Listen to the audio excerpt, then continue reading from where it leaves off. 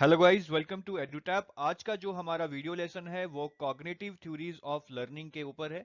हमने इससे पहले चैप्टर की जो वीडियो थी उसमें हमने बिहेवियरिस्टिक थ्योरीज के बारे में पढ़ा था, तो इस वीडियो में हम कॉग्निटिव थ्योरीज ऑफ लर्निंग के बारे में पढ़ेंगे।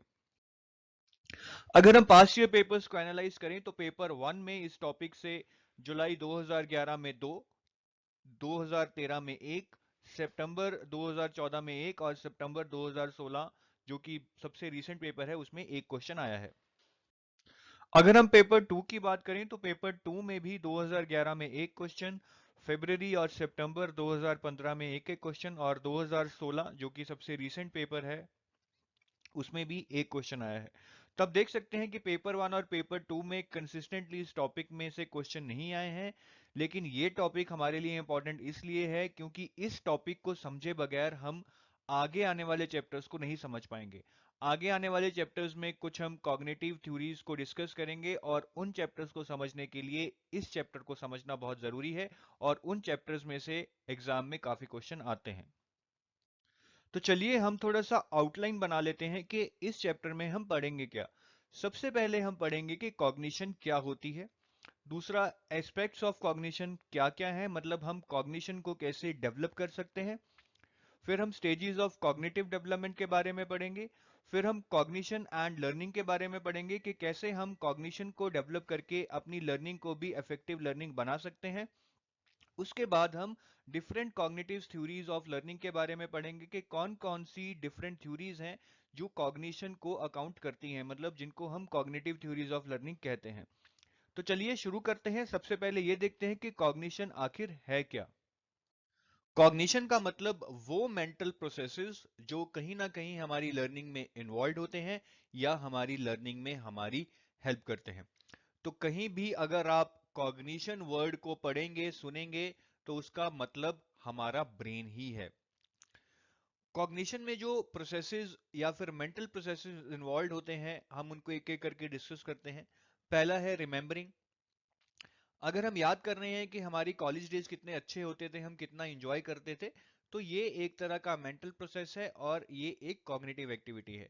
ऐसे ही इवेल्युएटिंग, अगर आप इवेल्युएट कर रहे हैं कि धोनी ज्यादा अच्छा प्लेयर है या सचिन, तो ये भी एक मेंटल एक्टिविटी है और ये भी एक कॉग्निशन के अंडर ही आती है। तीसरा है लर्निंग। आप इस वीडियो को देखकर कॉग्निशन के बारे में समझ रहे हैं, ये भी एक मेंटल एक्टिविटी है, इसीलिए ये भी कॉग्निशन के अंडर ही आती है। रीजनिंग, अगर आप रीजन दे रहे हैं कि इंडिया ओलंपिक्स में मेडल क्यों नहीं जीत पाता है, ये भी एक मेंटल एक्टिविटी है, इसलिए ये भी कॉग्निशन के अंडर आती है। जजिंग, अगर आप जज कर रहे हैं कि मोदी जी अच्छे प्राइम मिनिस्टर हैं या नहीं है, इसमें भी आप अपना दिमाग यूज कर रहे हैं, इसलिए ये भी कॉग्निशन के अंडर आती है या फिर ये भी कॉग्निटिव एक्टिविटी ही है।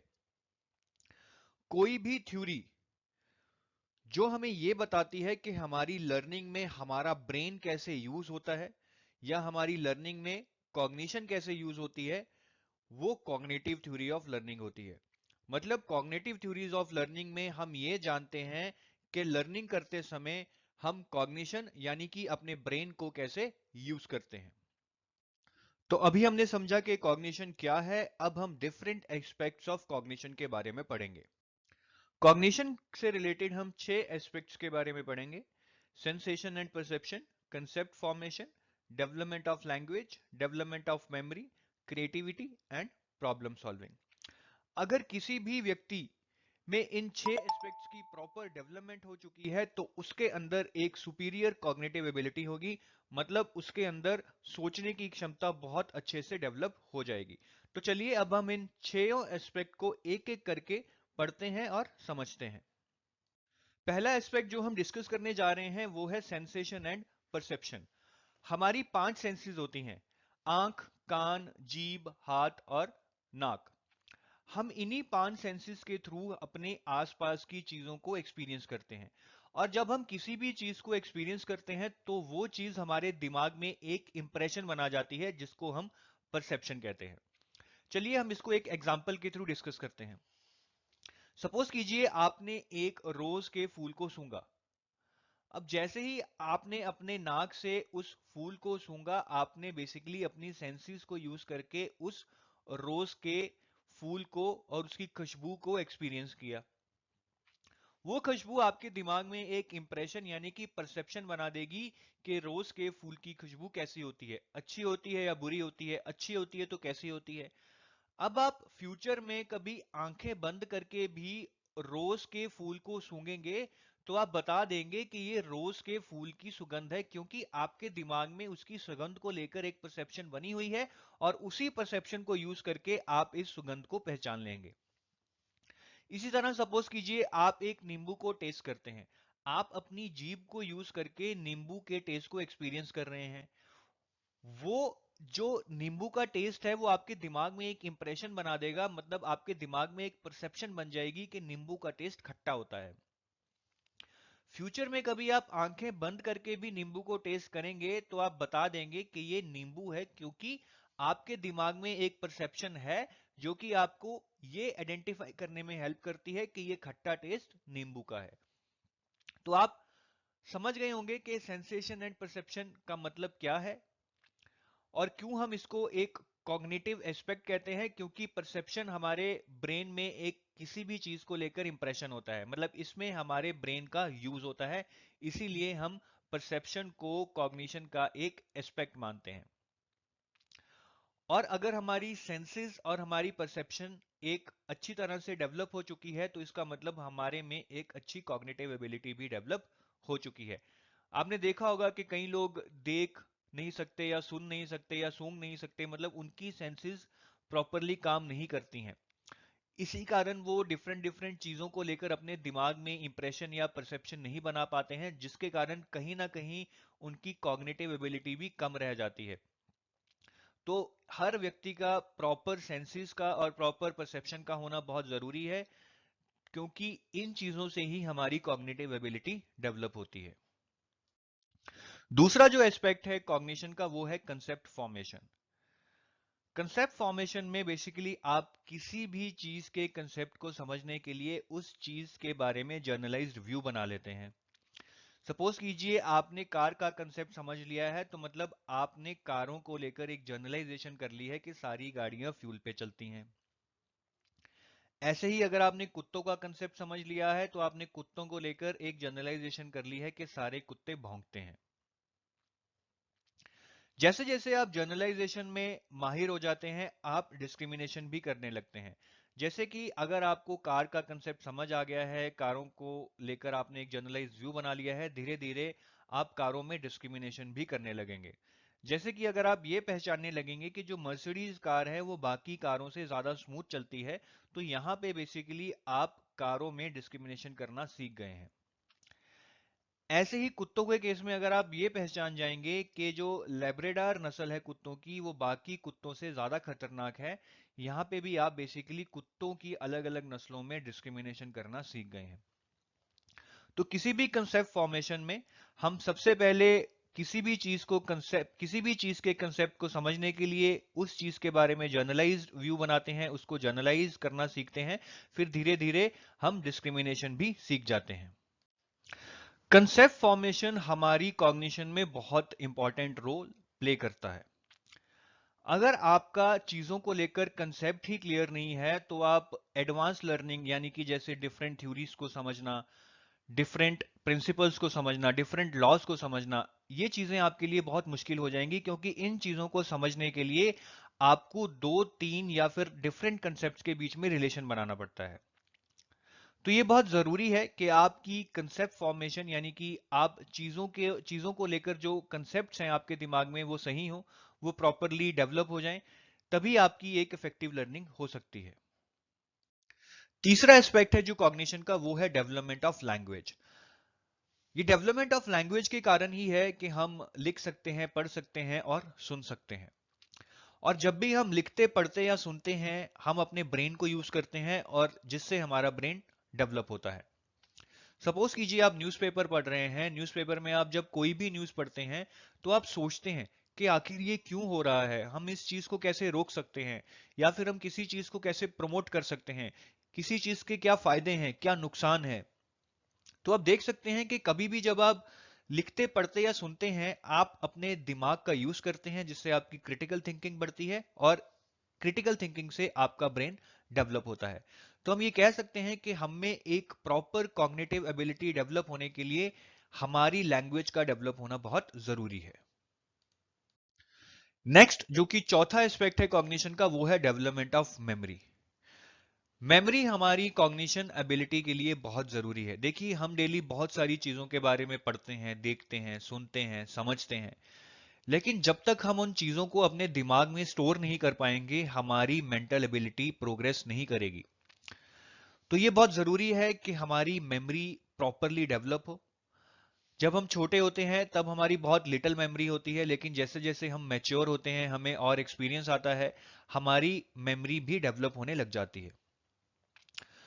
तो अगर हमारी मेमोरी प्रॉपरली डेवलप होती है तो उससे हमें अपनी कॉग्निटिव एबिलिटी में भी हेल्प मिलती है। हमने देखा है कि कुछ बच्चों की मेमोरी डेवलप नहीं हो पाती है, जिसके कारण वो अपनी कॉग्निटिव एबिलिटीज में भी पीछे रह जाते हैं। नेक्स्ट दो एस्पेक्ट हैं क्रिएटिविटी और प्रॉब्लम सॉल्विंग। अगर हमें बच्चे में कॉग्निटिव एबिलिटीज को बढ़ाना है तो ये बहुत जरूरी है कि बच्चे में क्रिएटिविटी और प्रॉब्लम सॉल्विंग एबिलिटीज हों। क्रिएटिविटी को समझते हैं। क्रिएटिविटी का मतलब है हटकर सोचना। कोई भी कॉम्प्लेक्स सिचुएशन में जब हम अनयूजुअल सॉल्यूशन सोचते हैं जो बाकी लोग नहीं सोच पा रहे हैं, उसी को हम क्रिएटिविटी कहते हैं। मैं आपको एक एग्जांपल देता हूं। बहुत साल पहले नासा इस चीज पे सोच रही थी कि स्पेस में अगर उन्हें कोई चीज नोट करनी हो तो वो नोट कैसे करेंगे, क्योंकि स्पेस में पेन नहीं चलेगा। पेन प्रिंसिपल ऑफ ग्रेविटी पे चलता है, लेकिन स्पेस में ग्रेविटी नहीं होती है, इसलिए पेन भी नहीं चलता है। जब नासा इसका सोल्यूशन ढूंढ रही थी तो अलग अलग साइंटिस्ट डिफरेंट डिफरेंट सोल्यूशन देने लगे, और हर सोल्यूशन को इंप्लीमेंट करने की कॉस्ट करोड़ों में थी। तो बेसिकली ये बहुत बड़ी प्रॉब्लम बन गई थी नासा के लिए कि वो स्पेस में जाकर आखिर लिखेंगे कैसे। तभी एक साइंटिस्ट ने बहुत सिंपल सा सोल्यूशन दिया कि स्पेस में ग्रेविटी ना होने के कारण पेन नहीं चलेगा, पर पेंसिल तो चलेगी। ये सुनकर सबके मुंह बंद रह गए। यही एक क्रिएटिविटी है कि आप कुछ हटकर सोचें, कुछ ऐसा जो बाकी लोग नहीं सोच पा रहे हैं लेकिन आप सोच पा रहे हैं, क्योंकि आप हटकर सोचने की कोशिश कर रहे हैं। तो बच्चों में भी हमें यही क्रिएटिविटी को डेवलप करना है ताकि वो लाइफ में अपनी डिफरेंट प्रॉब्लम्स के लिए आसान से सोल्यूशन ढूंढ पाए जो कि बाकी लोग नहीं सोच पा रहे हैं। दूसरा है प्रॉब्लम सॉल्विंग। टीचर के लिए बहुत जरूरी है कि वो बच्चे को कुछ प्रॉब्लम्स सॉल्व करने के लिए देती रहे जिसमें बच्चे में क्रिटिकल थिंकिंग डेवलप हो। जैसे कि बच्चे को कुछ पजल्स दे दिए, बच्चे को सुडोको खिलवा दिया, बच्चे को कुछ वर्ड्स दे दिए और बोला जाए कि इन वर्ड्स को कंबाइन करके कुछ और वर्ड्स बनाए जाएं। तो ऐसी एक्सरसाइज जब बच्चों को दी जाती हैं तो बच्चों में एक क्रिटिकल थिंकिंग डेवलप होती है, जिससे उनकी कॉग्निटिव एबिलिटी भी बढ़ती है। तो अभी हमने एस्पेक्ट्स ऑफ कॉग्निशन के बारे में पढ़ा। अब हम पढ़ेंगे कि different stages of cognitive development किसी भी बच्चे में क्या होती हैं। हमने ये पहले ही पढ़ लिया है एक चैप्टर में कि हमारी लाइफ की डिफरेंट डिफरेंट स्टेजेस होती हैं, जैसे कि infancy, early childhood, late childhood, adolescent और एडल्टहुड। इसी चैप्टर में हमने पढ़ा था कि हमारी इन डिफरेंट स्टेजेस में कॉग्निटिव डेवलपमेंट कैसे वेरी करती है। तो मैं इस चीज को दोबारा से रिपीट नहीं करूंगा। अगर आपको ये जानना है कि इन डिफरेंट स्टेजेस में कॉग्निटिव डेवलपमेंट कैसे होती है, तो आप उस पुराने चैप्टर पे जा सकते हैं और वहां पे वीडियो या नोट्स पढ़ सकते हैं, जिसको पढ़कर आपको याद आ जाएगा कि इन डिफरेंट स्टेजेस में हमारी कॉग्निटिव डेवलपमेंट कैसे होती है। अब हम पढ़ेंगे कि कॉग्निशन एंड लर्निंग आपस में कैसे रिलेटेड हैं, कि कॉग्निशन का लर्निंग पे क्या इम्पैक्ट पड़ता है, और टीचर्स को अगर बच्चों की कॉग्निटिव एबिलिटीज बढ़ानी है तो उनको किस प्रकार की टीचिंग टेक्निक्स यूज करनी चाहिए। कॉग्निशन का लर्निंग पे बहुत बड़ा इम्पैक्ट है। अगर बच्चे की कॉग्निटिव एबिलिटीज पूरी तरह से डेवलप हो चुकी हैं तो उसकी एक इफेक्टिव लर्निंग होगी, क्योंकि वो सब चीज़ों को समझ पाएगा। लेकिन अगर बच्चे की कॉग्निटिव एबिलिटीज अच्छी तरह से डेवलप नहीं हुई हैं तो उसकी एक इफेक्टिव लर्निंग नहीं होगी, क्योंकि बहुत चीज़ों को तो वो समझ ही नहीं पाएगा। सिर्फ कॉग्निशन का लर्निंग पे इम्पैक्ट ही नहीं है, बल्कि लर्निंग का भी कॉग्निशन पे इम्पैक्ट है। मतलब आपको लर्निंग किस तरीके से करवाई जा रही है, किस टेक्निक से करवाई जा रही है, उससे भी इम्पैक्ट पड़ता है कि आपकी कॉग्निटिव एबिलिटीज किस लेवल तक डेवलप हो सकती हैं। सपोज कीजिए एक टीचर आपको उसी घिसे पीटे तरीके से पढ़ा रही है, आपको किताब से पढ़ा रही है, आपको ब्लैक बोर्ड पे पढ़ा रही है। इससे आपकी कॉग्निटिव एबिलिटीज ज्यादा डेवलप नहीं होंगी। लेकिन एक दूसरी टीचर आपको एक नए तरीके से पढ़ा रही है, वो आपको एक्सपेरिमेंट्स करने के लिए कह रही है, वो आपको चीज़ों को एक्सप्लोर करने के लिए कह रही है, वो आपको गार्डन में लेके जाती है ताकि आप फ्लावर्स को टच कर सकें, ट्रीज को महसूस कर सकें। ऐसा करने से बेसिकली आप चीज़ों को एक्सप्लोर कर पाएंगे। जब आप चीज़ों को खुद करेंगे तो आप एक अच्छी तरह से सीख पाएंगे, आप में एक क्रिटिकल थिंकिंग डेवलप होगी, जिसके कारण आपकी कॉग्निटिव एबिलिटी भी डेवलप होगी। तो एक तरह से ये एक विशियस साइकिल है। कॉग्निशन से आपकी लर्निंग इंपैक्ट होती है और आपकी लर्निंग किन टेक्निक्स से करवाई जा रही है उससे आपकी कॉग्निटिव एबिलिटी भी इंपैक्ट होती है। इसलिए टीचर को ये चाहिए कि वो सही लर्निंग टेक्निक्स को यूज करे ताकि बच्चों में कॉग्निटिव एबिलिटी बढ़ाई जा सके और उस कॉग्निटिव एबिलिटी के बढ़ने से उनकी एक इफेक्टिव लर्निंग भी हो पाए। अब हम कुछ ऐसी टेक्निक्स के बारे में पढ़ेंगे जो टीचर्स को क्लास में यूज करनी चाहिए ताकि बच्चों में कॉग्निटिव एबिलिटीज डेवलप हो। सबसे पहले है स्टोरी टेलिंग। ये टेक्निक खास करके छोटी क्लासेस में यूज की जाती है क्योंकि छोटी क्लासेस में बच्चों का अटेंशन स्पैन बहुत कम होता है। इसलिए टीचर्स को चाहिए कि वो कोई भी चीज समझाने के लिए उसके इर्द गिर्द किसी स्टोरी को फ्रेम करें और उस स्टोरी के थ्रू ही बच्चों को वो चीज समझाने की कोशिश करें। क्योंकि जब बच्चे स्टोरी सुनते हैं तो उनका अटेंशन स्पैन बढ़ जाता है, वो स्टोरीज में इंटरेस्ट लेते हैं और इसी कारण टीचर उन्हें पूरा कंसेप्ट एक स्टोरी के थ्रू समझा सकती है। दूसरा है एसे राइटिंग। हम बच्चों को कुछ ऐसे ऐसे लिखने के लिए दे सकते हैं जिसमें बच्चों को अपनी इमेजिनेशन को यूज करना पड़े। जैसे कि अगर आप बच्चों को ऐसे दे दें कि वो मून पे जाके क्या करेंगे, तो इसमें बच्चों को अपनी इमेजिनेशन यूज करनी होगी कि वो मून पे कैसे जाएंगे, मून कैसा होगा, वहां पे वो क्या क्या करेंगे। तो ऐसे ऐसे जब आप बच्चों को देते हैं तो उनमें क्रिटिकल थिंकिंग डेवलप होती है और इससे उनकी कॉग्निटिव एबिलिटीज भी डेवलप होती हैं। तीसरा है असेंबलिंग डिसमेंटल्ड ऑब्जेक्ट्स। आपने देखा होगा बाजार में ऐसे बहुत सारे टॉयज मिलते हैं जहां पे आपको ब्लॉक्स दे दिए जाते हैं और उन ब्लॉक्स को जोड़कर आपको एक ऑब्जेक्ट बनाना होता है, जैसे कि इस केस में एक रोबोट बना दिया गया है। जब भी बच्चे डिसमेंटल्ड ब्लॉक्स को आपस में जोड़ते हैं तो वो बहुत सारे परमुटेशंस और कॉम्बिनेशंस ट्राई करते हैं ताकि एक प्रॉपर ऑब्जेक्ट बनाया जा सके। ऐसा करने से अगेन उनमें एक क्रिटिकल थिंकिंग डेवलप होती है क्योंकि वो अपने ब्रेन को बहुत ज्यादा यूज करते हैं। तो ऐसा करने से उनकी मेंटल या फिर कॉग्निटिव एबिलिटी भी डेवलप होती है। नेक्स्ट टेक्निक जो टीचर्स को क्लास में यूज करनी चाहिए वो है इंटरप्रेटिंग पिक्चर्स। इसमें बच्चों को कुछ रैंडम पिक्चर्स दे दी जाती हैं और इन पिक्चर्स को डिस्क्राइब करने के लिए कहा जाता है। ये बेसिकली एक तरह से ओपन एंडेड एक्सरसाइज है जिसमें हर बच्चा किसी भी फोटो को अलग तरह से डिस्क्राइब कर सकता है। इससे टीचर्स को बच्चों के बेसिकली थिंकिंग प्रोसेस के बारे में पता लगता है। ऐसा करने से बच्चों की थिंकिंग कैपेबिलिटीज भी बढ़ती हैं और उसी के कारण उनमें कॉग्निटिव एबिलिटीज का प्रोग्रेशन होता है।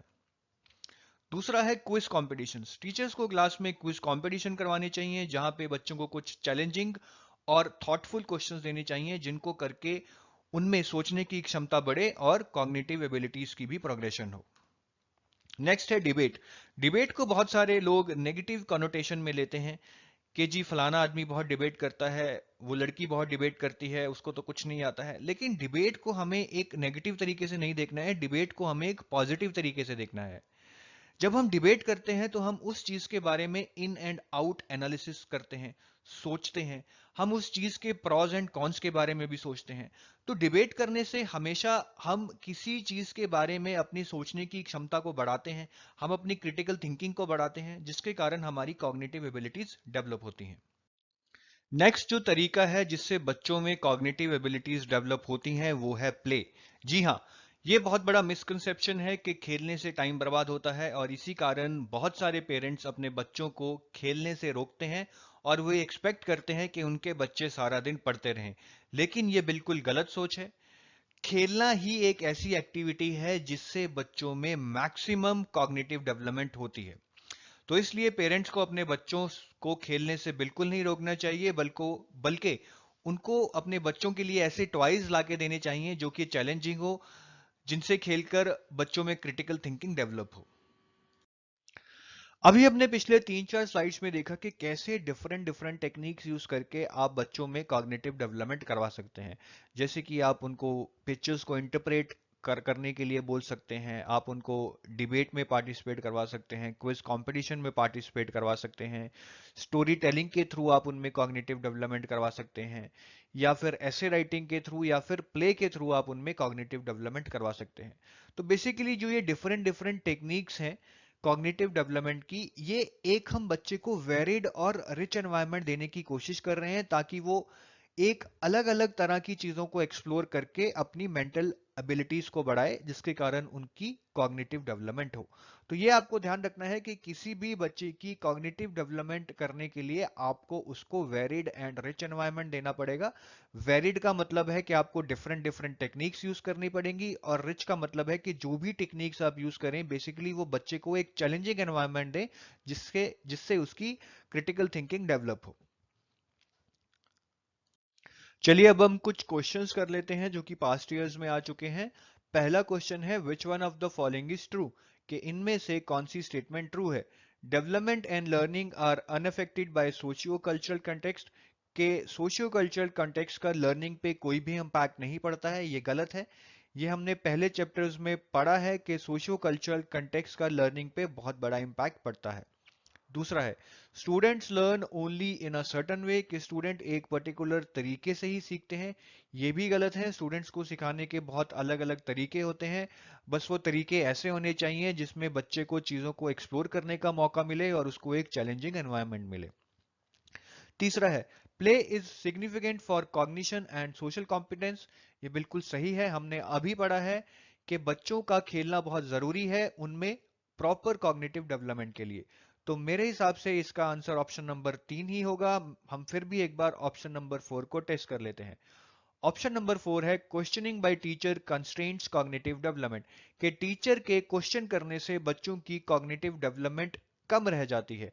ये बिल्कुल गलत है। अगर टीचर क्वेश्चन पूछेगी तो बच्चों को आंसर सोचने का मौका मिलेगा, अगर वो सोचेंगे तो उनका माइंड डेवलप होगा, जिसके कारण उनकी कॉग्निटिव डेवलपमेंट प्रोग्रेस ही होगी, कम नहीं होगी। तो इसका आंसर फाइनली ऑप्शन नंबर 3 होगा कि प्ले हमारी कॉग्निटिव डेवलपमेंट के लिए बहुत जरूरी है। नेक्स्ट क्वेश्चन करते हैं cognitive development is supported by, के कॉग्निटिव डेवलपमेंट को लेकर इनमें से कौन सी स्टेटमेंट सही है। पहली ऑप्शन है conducting relevant and well designed tests as frequently as possible. जी नहीं, ये ऑप्शन कहती है कि हम जितने ज्यादा टेस्ट लेंगे उतनी ज्यादा कॉग्निटिव डेवलपमेंट होगी। ये बिल्कुल गलत है। हाँ, हमने इतना जरूर पढ़ा था कि अगर हम बच्चों के क्विज कॉम्पिटिशन्स करवाएंगे जहां पे हम उनको चैलेंजिंग क्वेश्चंस देंगे तो उनकी कॉग्निटिव डेवलपमेंट होगी। लेकिन टेस्ट का मतलब है असेसमेंट। क्विज कंपटीशन एक अलग चीज है, वहां पे आप बच्चों को एक बेसिकली कॉम्पिटिटिव एक्टिविटी करवा रहे हैं। तो पहला ऑप्शन बिल्कुल गलत है। दूसरा ऑप्शन है presenting activities that reinforce traditional methods. Basically option ये कहना चाह रही है कि अगर हम बच्चों को ट्रेडिशनल मेथड से पढ़ाएंगे जैसे कि ब्लैक बोर्ड यूज करके या फिर किताबों का यूज करके, तो उससे बच्चों में कॉग्निटिव डेवलपमेंट ज्यादा होगी। ये बिल्कुल गलत है, क्योंकि ट्रेडिशनल मेथड से कॉग्निटिव डेवलपमेंट ज्यादा नहीं बल्कि कम होती है। थर्ड है providing rich and varied environment, ये बिल्कुल सही है, क्योंकि हमने अभी थोड़ी देर पहले पढ़ा था कि अगर हमें बच्चों में कॉग्निटिव डेवलपमेंट करवानी है या करनी है तो हमें उन्हें रिच एंड वेरिड एनवायरनमेंट देना होगा। मतलब हमें उन्हें डिफरेंट डिफरेंट एक्टिविटीज देनी होंगी जो कि चैलेंजिंग एक्टिविटीज हो और उनमें क्रिटिकल थिंकिंग को प्रमोट करें। तो ऑप्शन 3 बिल्कुल सही है और यही इसका आंसर होना चाहिए। हम एक बार फोर्थ ऑप्शन देख लेते हैं, focusing more on individual activities in comparison to collaboration, के बच्चों की कॉग्निटिव डेवलपमेंट तब ज्यादा होगी जब हम इंडिविजुअल एक्टिविटीज पे फोकस करें, ना कि ग्रुप एक्टिविटीज पे। ऐसा गलत है, ऐसा हमने कहीं भी नहीं पढ़ा है। इनफैक्ट ग्रुप एक्टिविटीज से बच्चों में ज्यादा कॉग्निटिव डेवलपमेंट होती है। तो ऑप्शन फोर्थ भी इसका आंसर नहीं है, तो इसका आंसर होगा ऑप्शन नंबर 3। नेक्स्ट क्वेश्चन करते हैं which is the place where the child's cognitive development is defined in the best way, कि इनमें से किस जगह पर बच्चे की कॉग्निटिव डेवलपमेंट सबसे ज्यादा होती है। ऑप्शंस हैं auditorium, home, playground, school and classroom environment. अब शायद आपको इसका आंसर 4 लग रहा होगा कि क्लासरूम एनवायरनमेंट में बच्चे की सबसे ज्यादा कॉग्निटिव डेवलपमेंट होती है क्योंकि क्लास में बैठकर बच्चा पढ़ता है। लेकिन सही मानिए इसका आंसर है ऑप्शन नंबर 3। हमने अभी थोड़ी देर पहले पढ़ा था कि प्ले बच्चे की कॉग्निटिव डेवलपमेंट के लिए बहुत जरूरी है और खेलने से ही बच्चे की सबसे ज्यादा कॉग्निटिव डेवलपमेंट होती है। तो इसीलिए प्लेग्राउंड बच्चे की कॉग्निटिव डेवलपमेंट के लिए सबसे सही जगह है। और ये ऑप्शन तो वैसे भी गलत है। क्लासरूम एनवायरनमेंट मतलब आप क्लास में बैठकर ब्लैक बोर्ड को देखकर या टीचर के लेक्चर से पढ़ रहे हैं, इससे आपकी कोई भी कॉग्निटिव डेवलपमेंट नहीं होगी। अगर स्कूल में आपकी कॉग्निटिव डेवलपमेंट सही तरीके से करनी है तो क्लासरूम से बाहर ले जाकर आपको एक्सपेरिमेंट्स करवाने चाहिए और आपको चीजों को एक्सप्लोर करवाना चाहिए। तो ऑप्शन 4 तो उस नजरिए से भी गलत है। तो इसका सही आंसर है ऑप्शन नंबर 3 के बच्चे की कॉग्निटिव डेवलपमेंट के लिए सबसे सही जगह प्लेग्राउंड है। तो अभी हमने पढ़ा कि कॉग्निशन एंड लर्निंग में क्या रिलेशन है और कॉग्निशन लर्निंग को कैसे इम्पैक्ट करती है और हम कैसे डिफरेंट डिफरेंट लर्निंग टेक्निक से कॉग्निशन को डेवलप कर सकते हैं। अब हम पढ़ेंगे different cognitive theories of learning के बारे में। मतलब हम उन थ्योरीज के बारे में पढ़ेंगे जो थ्योरीज इस चीज के बारे में स्टडी करती हैं कि हमारी लर्निंग में हमारा ब्रेन कैसे यूज कर होता है या फिर लर्निंग में हमारे ब्रेन का क्या रोल है। सबसे पहले हम ये देखते हैं कि कॉग्निटिव थ्योरीज ऑफ लर्निंग क्या इंडिकेट करती हैं। जितनी भी कॉग्निटिव थ्योरीज ऑफ लर्निंग है वो एक ही प्रिंसिपल पे बनी हुई है कि हमारी लर्निंग में हमारे ब्रेन का यानी कि हमारे दिमाग का यूज होता है। हमारा दिमाग जब कोई भी इंफॉर्मेशन रिसीव करता है वो उसको प्रोसेस करता है और उस इंफॉर्मेशन से रिलेटेड हमारे दिमाग में एक परसेप्शन बन जाती है। फिर हम उस इंफॉर्मेशन को अपने दिमाग में स्टोर कर लेते हैं और फ्यूचर में कहीं भी यूज कर सकते हैं। तो आपको बस इतना याद रखना है कि कोई भी कॉग्निटिव थ्योरी ऑफ लर्निंग हो उसके पीछे एक ही प्रिंसिपल है कि हमारी लर्निंग में हमारा ब्रेन यानी कि हमारा दिमाग यूज होता है। पिछले चैप्टर में हमने बिहेवियरिस्टिक थ्योरीज के बारे में पढ़ा था। इस चैप्टर में हम कॉग्निटिव थ्योरीज के बारे में पढ़ रहे हैं। चलिए हम थोड़ा सा ये जान लेते हैं कि कॉग्निटिव और बिहेवियरिस्टिक थ्योरीज में क्या डिफरेंस है। बिहेवियरिस्टिक थ्योरीज का कहना था कि हम जब भी किसी को स्टिमुलस देते हैं तो उससे उसका रिस्पॉन्स यानी कि बिहेवियर डिसाइड होता है। जैसे कि अगर माँ बाप बच्चे को बोलें कि अगर बच्चा क्लास में फर्स्ट आएगा तो वो उसको साइकिल लेके देंगे, ये बच्चे के लिए एक स्टिमुलस होगा। इससे रिस्पॉन्स क्या होगा, मतलब बच्चे का बिहेवियर क्या होगा, वो हार्डवर्क करना शुरू कर देगा। तो बिहेवियरिस्टिक थ्योरीज के मुताबिक हम किसी को भी रिपीटेड स्टिमुलस देके उसके रिस्पॉन्स यानी कि बिहेवियर को इम्पैक्ट कर सकते हैं। बिहेवियरिस्टिक थ्योरीज के मुताबिक स्टिमुलस और रिस्पॉन्स के बीच ब्रेन का यूज नहीं होता है। मतलब ब्रेन का कहीं भी लर्निंग में यूज नहीं होता है। लेकिन कॉग्निटिव थ्योरीज बिल्कुल अलग है। कॉग्निटिव थ्योरीज का मानना है कि हमारी लर्निंग में ब्रेन का प्रॉपर यूज होता है। जब भी हम किसी को कोई इनपुट देते हैं तो वो इनपुट वो व्यक्ति अपने ब्रेन में प्रोसेस करेगा और उस इनपुट को प्रोसेस करने के बाद ही वो आउटपुट देगा यानी कि कुछ भी बिहेवियर करेगा। तो आप समझ गए होंगे कि बिहेवियरिस्टिक और कॉग्निटिव मॉडल में जो सबसे बड़ा डिफरेंस है वो ये है कि कॉग्निटिव थ्योरीज में ये माना जाता है कि हमारी लर्निंग में ब्रेन का यूज होता है, जबकि बिहेवियरिस्टिक थ्योरीज में ये माना जाता है कि हमारी लर्निंग में ब्रेन का यूज नहीं होता है। अब हम देखते हैं कि कौन कौन सी कॉग्निटिव थ्योरीज हमारे एग्जाम के लिए इंपॉर्टेंट है। एग्जाम के लिए बेसिकली 6 कॉग्निटिव थ्योरीज हैं जिनमें से क्वेश्चन पूछे जाते हैं। पहली है प्याजे जिसको कि हम ऑलरेडी पढ़ चुके हैं। दूसरी है वाइगॉत्सी, इसको भी हम ऑलरेडी पढ़ चुके हैं। जो 4 बचती हैं वो है कोलर्स इनसाइट लर्निंग, टॉलमैन्स लेटेंट लर्निंग। इन दोनों को हम इस वीडियो में पढ़ेंगे। फिर 2 बचेंगी, वो है ब्रूनर्स थ्योरी और ब्लूम्स टैक्सोनॉमी। इनको हम आने वाले चैप्टर्स में पढ़ेंगे। तो चलिए अब हम इन दोनों थ्योरीज को इस वीडियो में पढ़ते हैं। पहली है कोलर्स इनसाइट लर्निंग और दूसरी है टॉलमैन्स लेटेंट लर्निंग। सबसे पहले पढ़ते हैं Kohler's theory of insight learning. Kohler ने एक एक्सपेरिमेंट किया जिसमें वो 2-3 चिंपैंजी को एक कमरे में ले गए। कमरे की छत पर एक केले को टांग दिया और उस कमरे में कुछ बॉक्सेस रख दिए लक्कड़ के, जैसे कि आप यहाँ पे देख सकते हैं, और चिंपैंजीज को 2 स्टिक्स दे दी। अब चिंपैंजीज को जब भूख लगी तो उन्होंने केले को खाने की कोशिश की, लेकिन केला उनकी पहुंच से बाहर था क्योंकि केले की हाइट बहुत ज्यादा थी। चिंपैंजीज ने बहुत कोशिश की, उन्होंने बहुत सारी जंप्स लगाई, बहुत तरीके अपनाए, लेकिन वो केले को पा ना सके। फिर चिंपैंजीज एक कोने में जाकर बैठ गए और अलग अलग चिंपैंजीज को अलग अलग आइडिया आया कि वो केले को कैसे उतार सकते हैं। एक चिंपैंजी ने क्या किया कि उसने दोनों स्टिक्स को आपस में जोड़ लिया और दोनों स्टिक्स जब इतनी बड़ी हो गई कि वो केले तक पहुंचने लगी तो उसने स्टिक को यूज करके केले को पकड़ लिया। दूसरे चिंपैंजी ने क्या किया, उसने एक बॉक्स को दूसरे बॉक्स के ऊपर रखा और तीसरे बॉक्स को दूसरे बॉक्स के ऊपर रखा। इस तरह से उसने सीढ़ियां बना ली और सीढ़ियों पे चढ़ के वो केले तक पहुंच गया। तो कोलर ने देखा कि इस केस में चिंपैंजीज जब आराम से बैठ के सोचने लगे तो उनको अचानक से एक आइडिया आया कि वो केले को कैसे पा सकते हैं। ये आइडिया बेसिकली उन्होंने जब अपने ब्रेन पे जोर डाला उन्हें तब आया। कोलर ने इस टाइप की लर्निंग को इनसाइट लर्निंग कहा है, जहां पे आप बैठकर किसी चीज के बारे में सोचते हैं और अचानक से आपको आइडिया आता है कि आप इस प्रॉब्लम को कैसे सॉल्व कर सकते हैं। अब मैं ब्रीफ में आपको जेस्टाल्ट थ्योरीज के बारे में बताऊंगा। जेस्टाल्ट थ्योरीज से रिलेटेड एग्जाम में क्वेश्चन आते रहे हैं और आ भी सकते हैं। जेस्टाल्ट थ्योरिस्ट वो ग्रुप ऑफ पीपल हैं जो इस चीज में बिलीव करते हैं कि हमारी लर्निंग में हमारे ब्रेन की बहुत ज्यादा एक्टिव इन्वॉल्वमेंट होती है। जेस्टाल्ट थ्योरीज इनसाइट लर्निंग को भी हमारी लर्निंग में बहुत ज्यादा इंपॉर्टेंस देते हैं। इसीलिए कोलर भी एक जेस्टाल्ट थ्योरिस्ट है, क्योंकि कोलर ने ही इनसाइट लर्निंग की थ्योरी दी थी। तो मतलब अगर हम कोलर को किसी कैटेगरी में डालने की कोशिश करेंगे तो कोलर जेस्टाल्ट थ्योरीज की कैटेगरी में आएंगे। जेस्टाल्ट थ्योरी से रिलेटेड एक बहुत इंपॉर्टेंट कंसेप्ट ये भी है कि ये बिलीव करते हैं कि whole is greater than sum of its parts, कि अगर हम कुछ चीजों को अलग अलग लें तो उनका इंपैक्ट बहुत कम होगा एज कंपेयर टू जब हम उन चीजों को जोड़कर एक नई चीज बना देंगे। अब सपोज कीजिए कार में होता है इंजन, प्लास्टिक बॉडी और टायर्स।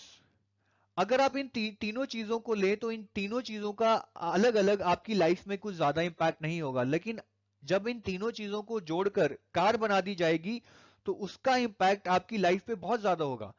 आपकी जिंदगी कार के बिना चल ही नहीं सकती है। कार आपको फास्ट ट्रेवल करने में हेल्प करती है।